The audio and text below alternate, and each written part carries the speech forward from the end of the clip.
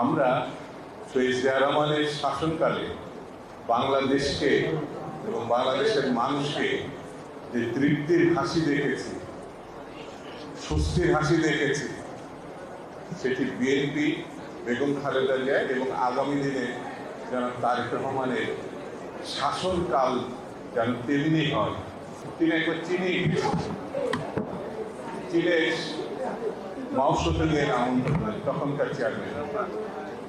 তো চীনে ঘুরে আসার পরে তিনি যখন পাকিস্তান এয়ারপোর্টে, সম্ভবত করাচি এয়ারপোর্টে নেমেছিলেন, তখন সাংবাদিকরা তাকে প্রশ্ন করেছিল যে চীনের কোন জিনিসটা আপনার মনটা কেড়ে নিয়েছে, ভালো লেগেছে।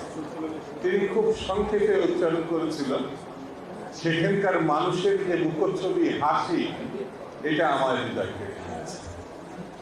অর্থাৎ চেয়ারম্যান মাওসতে চীনকে যেভাবে এগিয়ে নিয়ে গেছিলেন, সেই তৃপ্তির হাসি তিনি চীনের মানুষের মুখে দেখেছিলেন। আমরা শহীদ জিয়া রহমানের শাসনকালে বাংলাদেশকে এবং বাংলাদেশের মানুষকে যে তৃপ্তির হাসি দেখেছি, স্বস্তির হাসি দেখেছি, সেটি বিএনপি, বেগম খালেদা জিয়া এবং আগামী দিনে যেন তারেক রহমানের শাসনকাল যেন তেমনি হয়।